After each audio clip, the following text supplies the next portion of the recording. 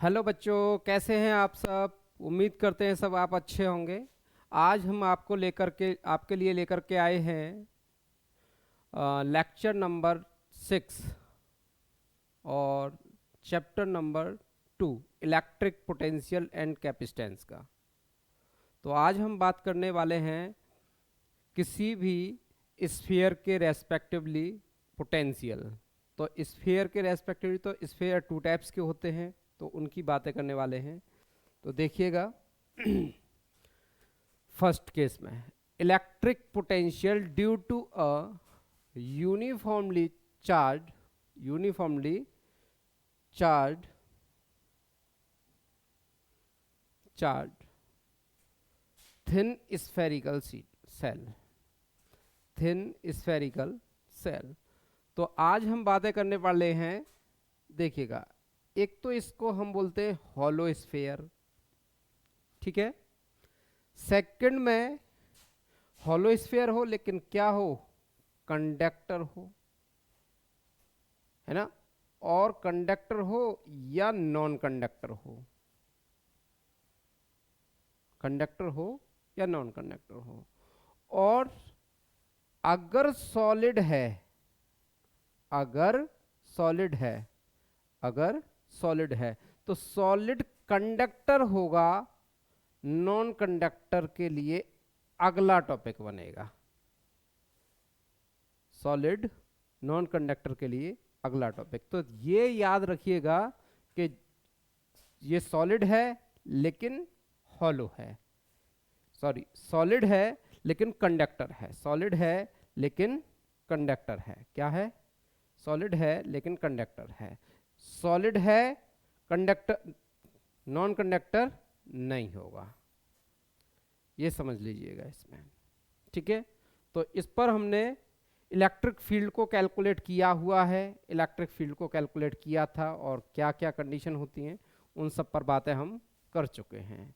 तो आज जो बात करने वाले हैं हम इलेक्ट्रिक पोटेंशियल के लिए काम करने वाले हैं, ठीक है। तो इलेक्ट्रिक पोटेंशियल में होता क्या है, वैसे समझिएगा। अगर आपके पास में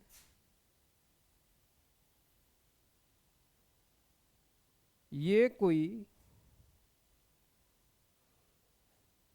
हॉलो स्फीयर है,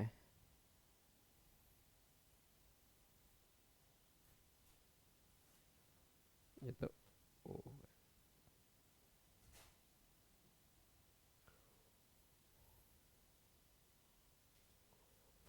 हॉलो स्फीयर है, ठीक है। हॉलो है, कंडक्टर भी काम करेगा, नॉन कंडक्टर भी करेगा, सॉलिड। और अगर सॉलिड है तो सॉलिड क्या होना चाहिए, कंडक्टर होना चाहिए। तो अगर ये हमारे पास में हॉलो है तो अब इसको हमने क्या किया, इसको क्या किया, हमने प्लस क्यू चार्ज दे दिया। क्या चार्ज दे दिया, प्लस क्यू चार्ज दे दिया। जैसे ही हम इसे प्लस क्यू चार्ज देंगे तो ये पूरा चार्ज जो है इस पर डिस्ट्रीब्यूट हो जाएगा। क्या हो जाएगा, डिस्ट्रीब्यूट हो जाएगा यूनिफॉर्मली, ठीक है ना। जैसे ये चार्ज इस पर डिस्ट्रीब्यूट हो जाएगा तो अब हम चाहते क्या है, इस चार्ज को डिस्ट्रीब्यूट करने के बाद इसका पोटेंशियल कैलकुलेट करना चाहते हैं। क्या करना चाहते हैं, कैलकुलेट करना चाहते हैं इसका पोटेंशियल। तो पोटेंशियल किस किस पॉइंट पर कैलकुलेट किया जा सकता है। तो फर्स्ट केस, जैसे हमने इलेक्ट्रिक फील्ड निकाला था आउटसाइड, यानी कि अगर P कहाँ है, इसके आउटसाइड है। सेकंड केस, जब P कहाँ है, इसके सरफेस पर है। और थर्ड केस, जब P इसके इनसाइड है। तीन केस बनते हैं, है ना। फर्स्ट केस क्या, आउटसाइड होना चाहिए। सेकंड केस क्या, ऑन अ सरफेस होना चाहिए। और थर्ड केस क्या, इनसाइड होना चाहिए। तीन केस बनते हैं, है ना। तो अब जब तीन केस बनेंगे तो अब इसकी कैलकुलेशन आप कैसे करेंगे, है ना। तो इस पॉइंट पर तो आपको क्या क्या पता होना चाहिए, ठीक है। आपको फर्स्ट केस में पता होना चाहिए, फर्स्ट केस में पता होना चाहिए कि पॉइंट P पर इलेक्ट्रिक फील्ड कितना है, इलेक्ट्रिक फील्ड कितना है। तो इलेक्ट्रिक फील्ड का फॉर्मूला क्या हुआ करता था, अगर आपने नहीं पढ़ा है, अगर आपने नहीं पढ़ा है तो लेक्चर नंबर 6, लेक्चर नंबर 5 और लेक्चर नंबर 4 देखिएगा, चैप्टर नंबर 1 का।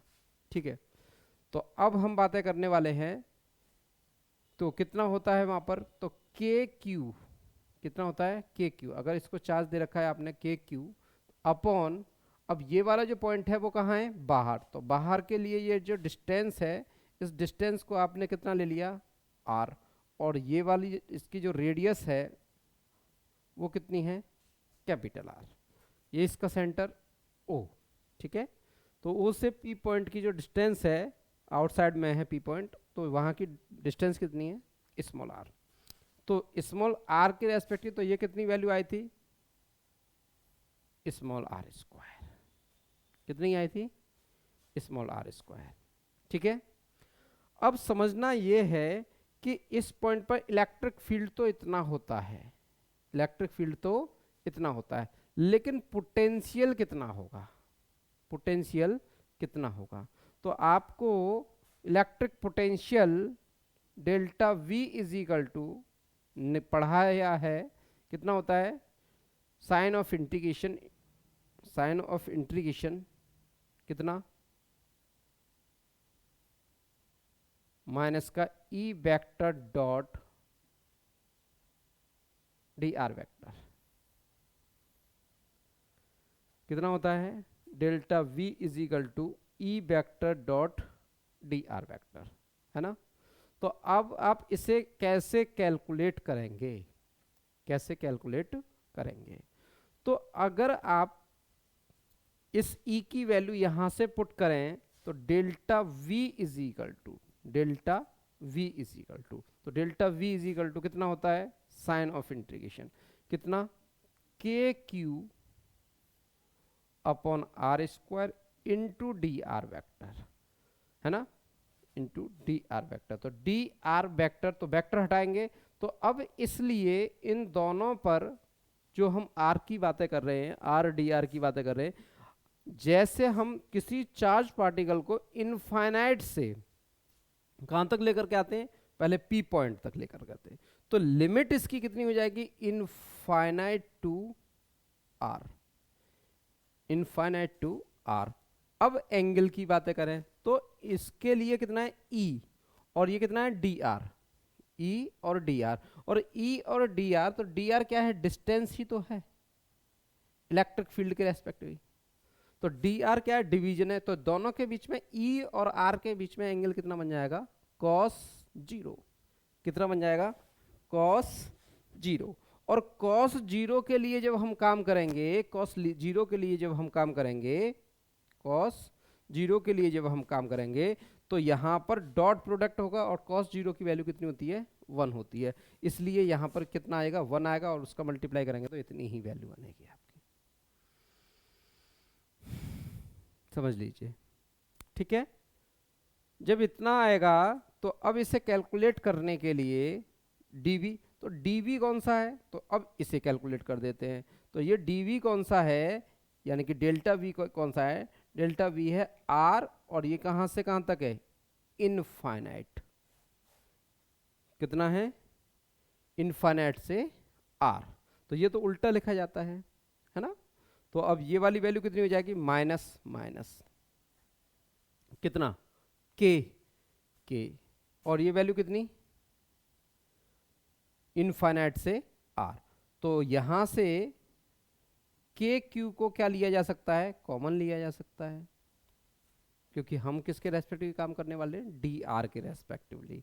तो डी आर के लिए ये कितना हो जाएगा, आर स्क्वायर किसका, माइनस का, into D r, r square minus का इंटू डी आर।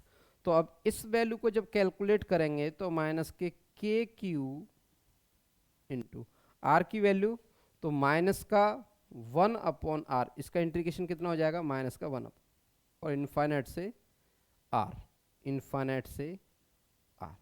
और इनफाइनाइट पर पोटेंशियल कितना होता है, तो इनफाइनाइट पर पोटेंशियल कितना होता है, जीरो।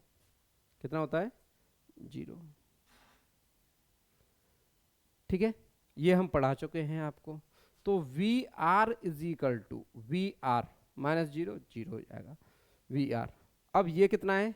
माइनस, और ये माइनस प्लस का हो जाएगा, plus k q into 1 upper limit r minus lower limit infinity.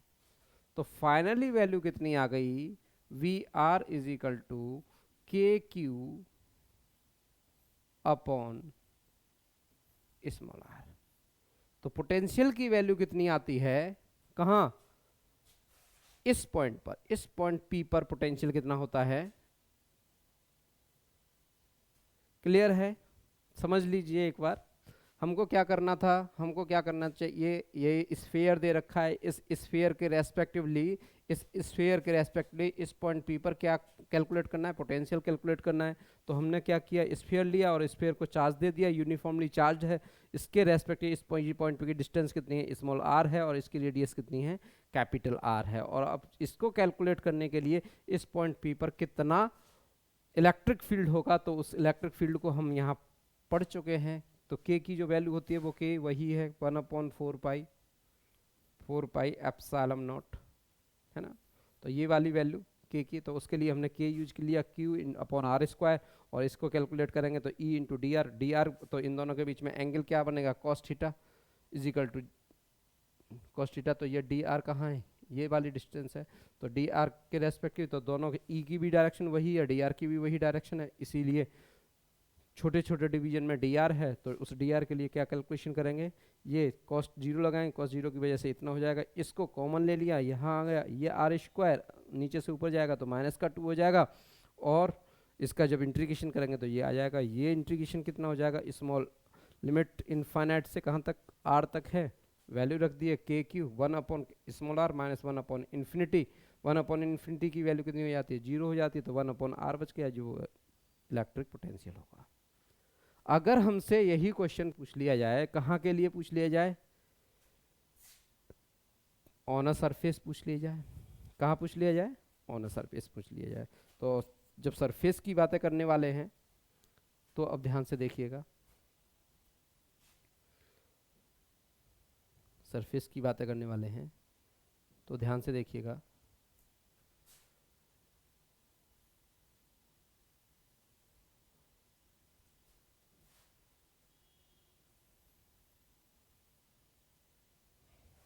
ठीक है,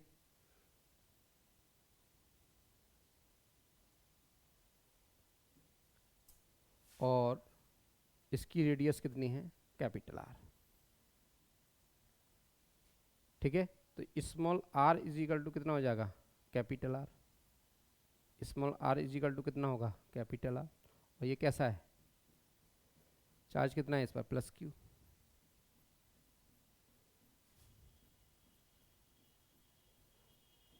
और यूनिफॉर्मली चार्ज डिस्ट्रीब्यूटर है। ठीक है, तो अब कितना करना है? इस पॉइंट पर, इस पॉइंट पर, इसके सरफेस पर कितना इलेक्ट्रिक पोटेंशियल होगा? तो V इज इक्वल टू, अभी लिखा आपने K Q upon small r. तो small r is equal to कितना है? Capital R. तो V इज इक्वल टू कितना हो जाएगा? K into small r, K Q upon कितना? Capital R. चाहे निकालना चाहते हैं तो निकाल भी सकते हैं इसे, नहीं है तो सेम उसी तरीके से कर सकते हैं इसे। क्लियर है? अब केस थर्ड बनता है इसका, केस थर्ड बनता है। तो केस थर्ड के लिए अगर मैं आपसे बातें करूं तो केस थर्ड में क्या होगा? केस थर्ड में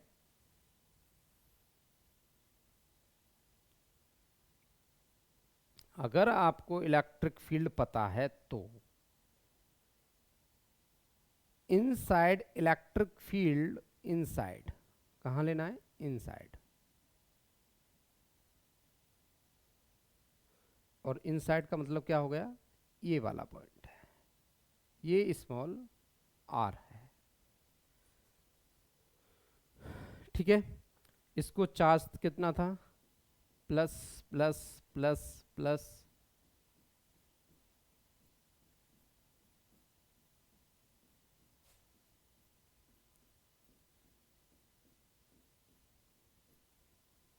ठीक है। अब जब ये चार्ज प्लस है तो अगर मैं आपसे फील्ड की बातें करूं, इलेक्ट्रिक फील्ड की बातें करूं, तो इनसाइड इलेक्ट्रिक फील्ड कितना होता है? 0 होता है इनसाइड। ठीक है, इनसाइड इलेक्ट्रिक फील्ड कितना होता है? 0। अब इस 0 के लिए अगर मैं आपसे पूछूं कि पोटेंशियल कितना होगा, डेल्टा वी कितना होगा, तो delta V is equal to वही फॉर्मूला माइनस के, सॉरी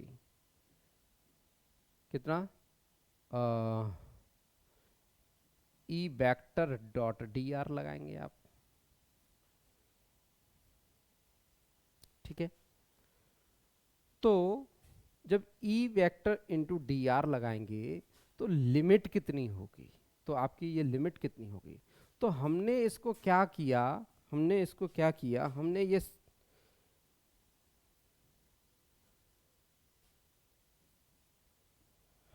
इसको क्या किया, हमने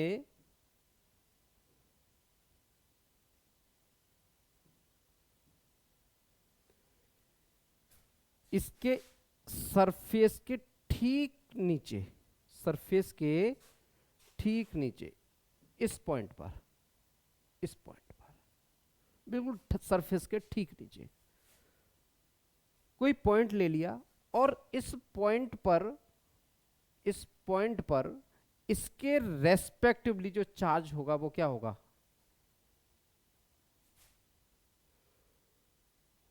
ठीक इसके नीचे, तो ठीक इसके नीचे इस पॉइंट पर, जब इस पॉइंट की बात कर रहा हूं तो इस पॉइंट का नाम दे देते हैं एस, और इस पॉइंट का नाम दे देते हैं P.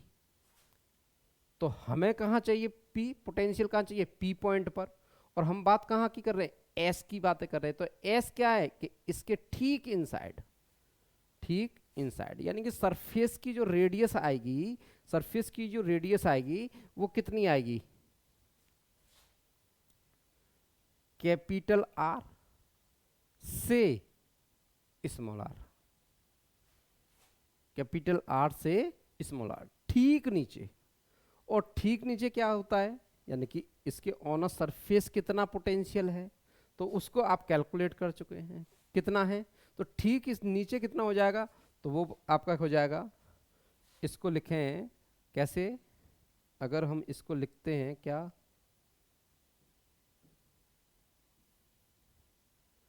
We P minus V S is equal to, तो यहां तो वैल्यू कितनी होती है?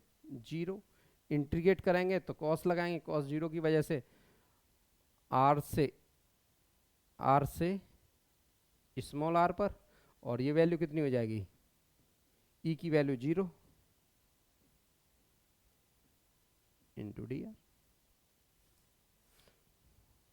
है ना। तो ये पूरा वैल्यू कितना हो जाएगा? 0। तो V P minus V S is equal to कितना हो गया? 0, है ना। V P minus V S is equal to कितना हो गया? 0। अब V P minus V S is equal to जब 0 हो जाएगा, V P minus V S is equal to 0 हो जाएगा, तो वी एस की वैल्यू आपको पता है, क्या पता है, यानी कि V S is equal to, तो V P is equal to कितना हो जाएगा? वी एस हो जाएगा। और V S is equal to कितना होता है, सरफेस पर कितना होता है पोटेंशियल? के क्यू अपॉन कैपिटल आर।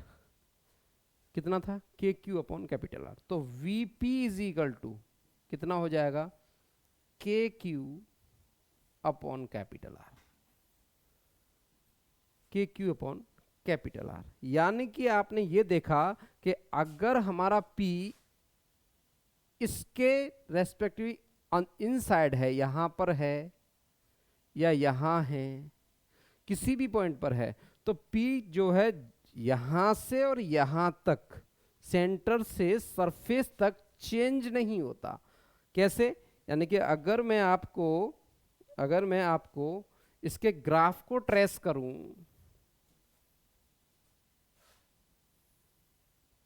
इसके ग्राफ को ट्रेस करूं,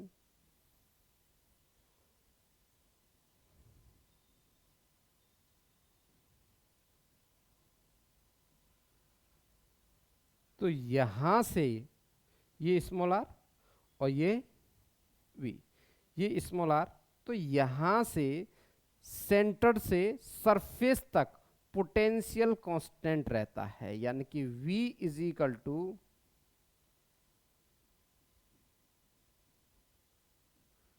कांस्टेंट रहता है। क्या रहता है?